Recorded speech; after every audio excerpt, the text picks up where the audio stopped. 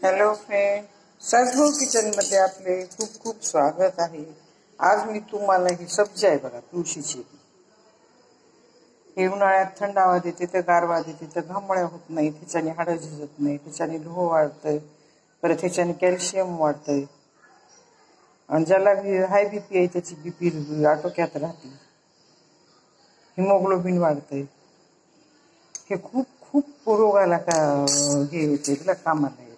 आणि उन्हाळ्यात उष्णता वाढू देत नाही. हो काय, हे सब्जी भिजवलेला सब्जी. आता हे काल भिजवला होता, 2 टायमाला घेतला. आता हे संध्याकाळी घेणार आहेत, पण आज थोडा राहिला आहे संध्याकाळी घ्यायला. हे 2-3 चमचे तरी राहायला पाहिजे, पण थोडाच राहिला. दुपारी आम्ही दोघांनी घेतला ना. हे लिंबू शरबतमध्ये घेऊ शकतो, पाण्यामध्ये घेऊ शकतो, पाण्यामध्ये साखर टाकून घेऊ शकतो, पण्याबरोबर घेऊ शकतो तुम्ही. पण तुम्हाला जर पण कशाबरोबरच नाही घ्यायचा तर ह्याच्यामध्ये पाणी टाकायचं, 1 चमचा साखर टाकायची, एवढं ग्लास भरून घ्यायचा, ग्लास भरून घ्यायचा एका टायमाला. आणि हे इतकं चांगलं असतं ना सब्जा घेतलेला. आता आपल्याला सब्जा जर नाहीच घेणं झालं तर हे हरळी आहे, दुर्वा, ह्याचं मिक्सरमधून ज्यूस काढायचं आणि पाव कप ज्यूस घ्यायचं. आणि तुमच्या पोटात खूप दुखत असलं तर ही हराळी 3 अशा 3 काड्या घ्यायच्या हराळीच्या, अशा 3, आणि ते चावून चावून खायच्या. आणि वरतून गरम पाणी प्यायचं. त्याच्याने पोट सुद्धा दुखायचं राहते बरं का. बघा तुम्ही, मांजर कुत्र पोट दुखायला की हराळी खातात आणि उलट्या करतात. तसं आपल्याला उलटी बिलटी होत नसती, पण हे गार असते बरं का. जितका सब्जा गार आहे तितकीच हराळी पण गार आहे बरं का. ह्याचं ज्यूस काढून प्यायचं 7 दिवस. कसलंही पोट दुखू द्या आणि कसलंही गरम होऊ द्या, आपल्याला घामोळ्या येऊ द्या, सगळं हे उन्हाळ्यात कमी होते बरं का. हे खूप थंडावा देणारं आहे हे पण ह्याच्याने पण खूप थंडावा दिला जातो बरं का शरीराला. हराळी उद्या चतुर्थी आहे ना, त्याच्यासाठी आणली आहे. आता हे सब्जा भिजवेपर्यंत हे फुगून येते बरं का. आता ह्याच्यामध्ये पाणी टाकून धुवून घ्यावं लागतं एकदा, लगे फुगतंय ती. आता ह्याला एक पाणी टाकून कात्र ह्याच्यामध्ये पाणी टाकून लगे धुवून घ्यायचं. हे अशी चाळण घ्यायची आणि त्याच्यामध्ये ह्याच्यावर धूळ साचलेली असते, मळ असते. हे सब्जा कुठं पण टाकून मसळ चोळलेला असते, ते आपण एकदा धुवून घ्यायचा बरं का चांगला. हे धुवेपर्यंत फुगून येते म्हणून अशी चाळणी वापरायची. आणि पटदिशी त्याचं पाणी काढायचं आणि परत त्याच्यात दुसरं पाणी टाकून ठेवायचं. नाही जर तसं केलं तर खूप लवकर फुगून येते हे. आणि हे काय ह्या ग्लासामध्ये बसत नाही, मला 2 ग्लासामध्ये ठेवावं लागतं. तेव्हा काय असं हलवायचं आणि त्याचं पाणी काढायचं. नाही जर काढलं तर लगेच फुगून यायला सुरू झालं. म्हणून ह्याला लगे पाणी काढायचं आणि त्याचं पाणी काढून घ्यायचं. अशा चाळणीनेच गाळून घ्यायचं बरं का पाणी. आता ह्याचं पाणी काढते परत दाखवते. हे बघा, असं झाकून ठेवा बरं का. तेव्हा एखाद्या वेळेस खाली प्लेटमध्ये ते उतू येते, जास्त भिजून जास्त हे होते, तर अशी प्लेट ठेवायची बरं का. आणि संध्याकाळी आपण बघायचं एकदा, जर उतू येईल तर दुसऱ्या भांड्यात काढून ठेवायचं. तुमच्याकडे मातीचं भांडं असतं तर त्यामध्ये खूप छान सुगंध येते बरं का. आणि थंडगार होते. हे गरमीला उष्णतेला खूप चांगलं असते, घ्या बरं का. आता हे बघा, मी फक्त ह्याच्यात पाणी टाकून धुस तरी काही फुगणार. बघितलं, काळा होता ना अगोदर, काळा होता कॅरीबॅगमध्ये आहे, काळे घी ह्याचे सब्जीचे. हे बघा, ह्याच्यामध्ये ठेवलेत मी आणून. पाव किलो आणले तर 120 रुपये पाव किलो भेटलेत आमच्याकडं. आता तुमच्याकडे कसा भाव आहे ती बघा. आता काय भिजवून ठेवायचं. हे ह्या कपामध्ये बसणार नाही, ठेव का, घट्ट झाले भिजून.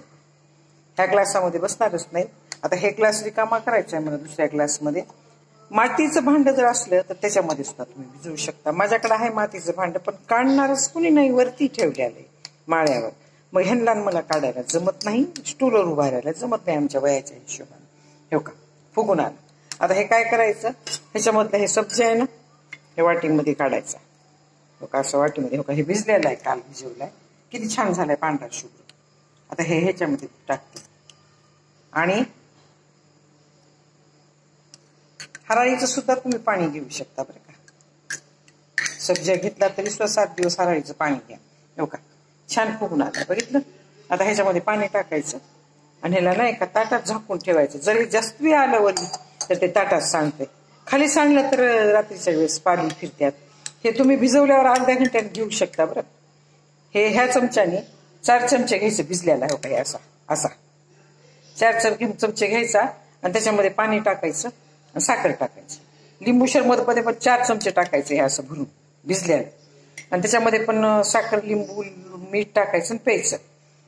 हे सगळं दिवसातून 3दा पेलं तर जमते बरं का. ज्याला जास्त उष्णता आहे, घामोळ्या येतात, त्वचाचे रोग व्हायले तर ज्याला त्वचाचे रोग आहेत त्यांनी सुद्धा हे घ्यायचं बरं का. घामोळ्या व्हायल्या, त्वचाचे रोग व्हायले, ब्लड प्रेशर वाढायलं तर हे घेतलं तर खूप चांगलं असतं बरं का. ह्याच्याने खूप लवकर हो का भिजून हो का किती कसं व्हायलं हे.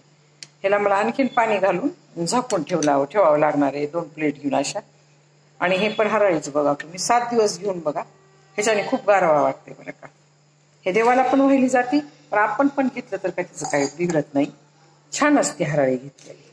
आता ज्या मातेला लेकरू होत नाही लवकर, खूप दिवस झाले लग्न होऊन, त्या मातेने हे 21 दिवस जर अर्धा कप घेतलं तर तिला बाळ होते बरं का. ह्याच्याने लवकर पोटातली उष्णता लवकर निघते. हे सब्जाने पण निघते, ह्याच्याने पण निघते. हे खूप चांगलं असतं का घेतलेलं. आता ह्याच्यात 1 चमचा साखर टाकणार आहे मी, आणखीन 1 चमचा सब्जा घेणार आहे.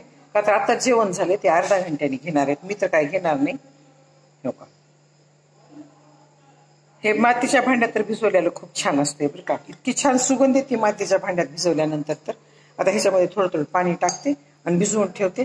उद्या सकाळी मी हे पाण्याबरोबर घेणार आहे. हे सरबत बरोबर घेते, मी पाण्याबरोबर घेणार आहे. कैरीच्या पाण्याबरोबर सुद्धा घेतली तर जमते. आणि तुम्हाला कशाच बरोबर घ्यायचं नाही तर नुसतं सुद्धा घेतलं तर जमते.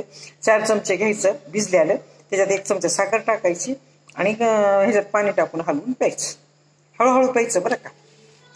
सकाळी एकदा घ्यायचं, दुपारी एकदा घ्यायचं, संध्याकाळी एकदा घ्यायचं. त्याला उष्णतेचे विकार आहेत ना, त्वचा रोग आहे समजा, अंग खाजवते, घामोळ्या होत्या, त्यांनी हे 3 दाबी घेतलं तर जमते, 4 दाबी घेतलं तर जमते. आता ह्याला साखर टाकणार आहे आणि ह्याच्यामध्ये ह्यांना देणार आहे. लोक असं 1 चमचा साखर टाकायची आणि 1 सब्जा टाकायचा ह्याच्यामध्ये 1 चमचा अशी साखर टाकायची. आता हे भिजलेला सब्जा आहे ना, आणखीन अर्ध्या घंट्याने चांगला भिजते, तेव्हा मी ह्याच्यामध्ये टाकणार. हो का, भिजून फुगून आला. खूप लवकर फुगते बरं का. फालुदा आईस्क्रीम असते आणि त्याच्यामध्ये सब्जाचं असते टाकलेलं. हे कुठेही भेटते आणि आपल्या गार्डनमध्ये सुद्धा ह्याच्या बिया आणून टाकले तर हे तुळस इथे मोठी तुळस असते, आपण साईबाबाला वाहतो ना, तुळस असते. माझ्या जरी सब्जाची रेसिपी तुम्हाला आवडली असेल तर सबस्क्राईब करा, लाईक करा, बेल आयकॉन क्लिक करून कमेंटमध्ये मला सांगा की तुम्हाला माझी ही रेसिपी कशी वाटली. आणि फुगून आला. अर्ध्या घंट्यात फुगते. तुम्ही अर्ध्या घंट्यानंतर जरी सकाळी ते हे असं रात्री नाही भिजवायचं असला, भिजवलं आणि अर्ध्या घंट्याने घेतलं तरी सुद्धा चालतंय बरं का. ह्याला चावायची काही गरज नाही, गुळगुळ पोटात जाते, पोट साफ होते. माझी जर ही सब्जाची रेसिपी आवडली असेल तर सबस्क्राईब करा, लाईक करा, बेल आयकॉन क्लिक करून कमेंटमध्ये मला सांगा की तुम्हाला माझी ही रेसिपी कशी वाटली. धन्यवाद.